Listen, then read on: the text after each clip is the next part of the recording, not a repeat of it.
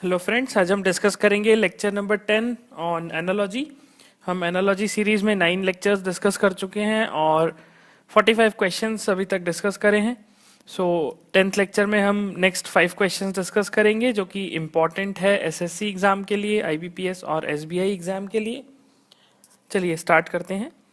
Question number 46, dog squirrel and tail. Okay, dog is to squirrel is to tail, then which option? So it means हमें यहाँ पर determine करना है कि dog और squirrel और टेल में जो रिलेशन अप्लाई हो रहा है वही रिलेशन चार में से कौन से ऑप्शन में अप्लाई होता है।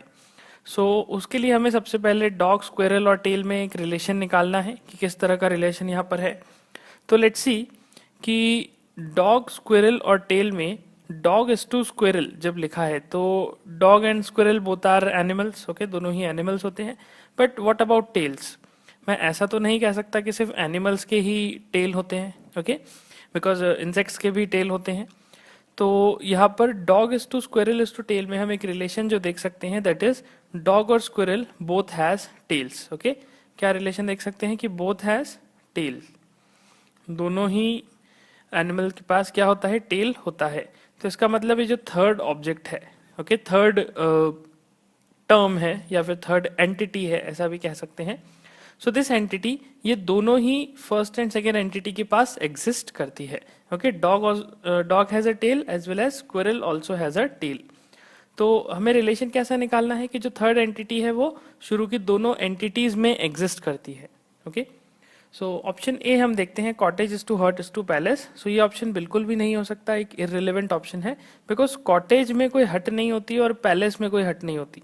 ओके, कुछ इस तरह से रिलेशन है, इररिलेवेंट सा ये एक ऑप्शन है। ओके, बिकॉज टेल दोनों के पास है तो पैलेस दोनों के पास नहीं है। कॉटेज और हट में कोई पैलेस नहीं होता, पैलेस का मीनिंग ही अलग होता है। Okay, then option B, fish is to crocodile is to water. तो यहाँ पर आप जरूर सोच सकते हैं कि वाटर जो है, वाटर में क्रोकोडाइल भी रहता है और फिश भी रहती है। But observe the relation, relation ऐसा नहीं है कि टेल जो है, tail do not reside on dog और tail do not reside on squirrel. Okay, they are the part of their body. Okay, tail is a part of dog's body as well as the body of a squirrel. So water is not a part of crocodile or fish. Okay, crocodile and fish reside in the water but water is not a part. Okay, it's not a part. ये कोई part नहीं है इन दोनों के लिए।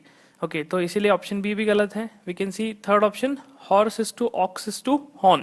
सो horn जो है वो that is very different. Horn जो है हॉर्स के पास नहीं होता। ओके, तो इसीलिए ऑप्शन सी भी गलत है।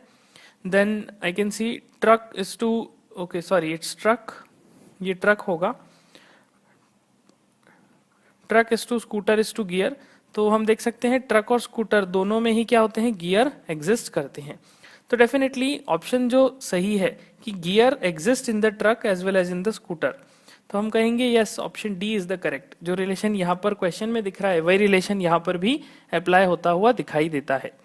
So option D is the correct answer. Okay, 47th, morning is to evening is to dusk. Now what is the relation between morning is to evening is to dusk? Morning, evening और dusk में क्या relation है? हम देख सकते हैं morning के बाद जो है इवनिंग आती है और इवनिंग के बाद डस्क होता है। Okay, so they are written in a chronological order. Okay, chronological, chronological order मतलब टाइम के रिस्पेक्ट में हम देखते हैं सबसे पहले मॉर्निंग होती है, मॉर्निंग के बाद इवनिंग आता है, इवनिंग के बाद डस्क होता है। ओके, तो इसी तरह का रिलेशन हमें यहाँ पर भी ढूंढना है। Triangle is to quadrilateral is to pentagon, यहाँ पर ये रिलेशन नहीं है, कोई क्रोनोलॉजिकल ऑर्डर नहीं है, तो इररिलेवेंट ऑप्शन है। Happy is to gay is to excited, okay, यहाँ पर भी कोई क्रोनोलॉजिकल ऑर्डर नहीं है, this is irrelevant. Then summer is to winter is to autumn, yes, यहाँ पर हमें क्रोनोलॉजिकल ऑर्डर दिखता है कि सबसे पहले समर आता है, फिर विंटर आया, फिर ऑटम आया। ओके, देन अगेन समर आता है। एंड जो मीनिंग है सिर्फ वो इतना है कि समर, विंटर और autumn they are in a chronological order. Okay, then botany, zoology and physiology, they are the different parts of biology, but again ये कोई क्रोनोलॉजिकल ऑर्डर नहीं है, ये तीन डिफरेंट पार्ट्स हैं एक पर्टिकुलर सब्जेक्ट के। ओके, तो इसीलिए correct option is option C. Okay, then question number 48, now 7528 is to 5306, then 4673 is to what? तो 7528 और 5306 में क्या रिलेशन है, सबसे पहले हम ये देखते हैं। सबसे बेसिक चीज जो आपको चेक करनी है दैट इज दोनों के बीच का डिफरेंस। ओके, 7528 और 5306 में सबसे पहले आपको डिफरेंस चेक करना है। तो difference I can C, difference कितना है 2222, ओके 2222। तो हो सकता है कुछ रिलेशन ऐसा हो कि ये x है इस टू x माइनस 2222, कुछ ऐसा हो रहा हो, but I am not sure कि यही लॉजिक है। उसके लिए हमें इसे चेक करके देखना पड़ेगा। इसका मतलब हमें इस 4673 में से 2222 को माइनस करना पड़ेगा। सो 4673 इसमें से मैंने 2222 को जब माइनस किया, so this will give you 1 5 4 and 2, तो 2451, this should be our answer. क्या इस तरह का कोई ऑप्शन हमें दिखता है? Yes, option B. तो इसीलिए हम कहेंगे जो लॉजिक ये x is to x minus 2222 सोचा, this is exactly correct logic. Okay, then question number 49, smile is to laugh is to cry. So there is a relation between smile, laugh and cry. I can see smile और laugh में कैसा relation है? Laugh is basically a synonym of smile. Okay, but laugh क्या है? एक higher intensity word है। Okay, smile मतलब सिर्फ फेस में ऐसा स्माइल देना, और लाफ मतलब बहुत जोर से हंसना। ओके, लाफ मतलब हंसना होता है, smile is a lower intensity word of laugh. Okay, lower intensity synonym of laugh ऐसा कह सकते हैं। And crying is an antonym. Cry मतलब रोना, तो रोना is like an antonym of laugh. तो ये दिस इज हंसना एंड दिस इज रोना। तो हमें एक ऐसा ऑप्शन इसमें से ढूंढना है जहां पर फर्स्ट टर्म का एक सिनोनिम लिखा हो यहाँ पे, और फर्स्ट टर्म का एक एंटोनिम लिखा हो थर्ड टर्म पे। ओके, तो जो फर्स्ट टर्म है x, इसका सिनोनिम सेकेंड टर्म हो और एंटोनिम थर्ड टर्म हो। तो sit, sleep and play. Okay, this sit and sleep you can see कि सिट मीन्स ओके बैठना, स्लीप मीन्स सोना। तो सिट और sleep are not synonyms. Okay, ये कोई सिनोनिम नहीं है यहाँ पे। स्माइल और लाफ कैसे हैं? सिनोनिम है। सो सिट और स्लीप को हम सिनोनिम नहीं कहेंगे। ओके, सो ऑप्शन ए इसीलिए गलत हो जाएगा। Then frown, anger and temper. So frown, anger and temper, you can see all the three are synonyms. ये तीनों ही सिनोनिम है। फ्रोन और एंगर हो सकता है सिनोनिम है, ओके, लेकिन फ्रोर और टेम्पर भी सिनोनिम है। ओके, यहाँ पर एंटोनिम आना चाहिए, तो इसीलिए ये ऑप्शन तो गलत हो गया। Then option C, morning, night and day. तो मॉर्निंग एंड नाइट ऐसा कोई सिनोनिम या एंटोनिम जैसा इसमें कोई रिलेशन नहीं होता, morning and night. So this option is also wrong. Then touch, catch and release, हम देख सकते हैं catch is a synonym of touch. Okay, touch करना, कैच करना, they are synonym.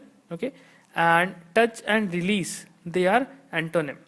Touch and release क्या है? एंटोनिम है एक दूसरे के, इसीलिए option D is the correct option. Okay, 50 question, question number 50 में hair, brush and wig.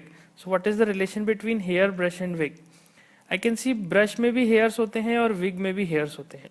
Okay, तो कैसा रिलेशन है?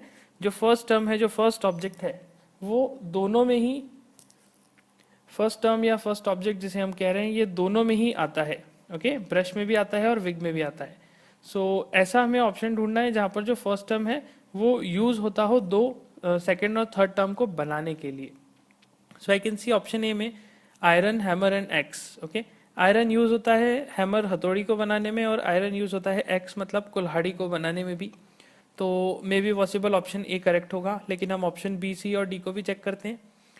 सो option B is bread, butter and milk. So bread is not use to make butter, तो ये option गलत है। Cement, brick and building, cement is not use to make brick. Okay, brick जो होती है वो सीमेंट की नहीं बनती, ब्रिक और सीमेंट मिला के बिल्डिंग बनाई जाती है। So then D option, paper, pen and pencil. तो पेपर से कोई पेन नहीं बनता, ओके, और पेपर से पेंसिल भी नहीं बनती, तो इसलिए ऑप्शन डी भी गलत है। ऑप्शन सी और option B, only correct answer is option A. Okay, so this completes our 50 questions. हम अगले लेक्चर में और क्वेश्चन डिस्कस करेंगे। Thank you.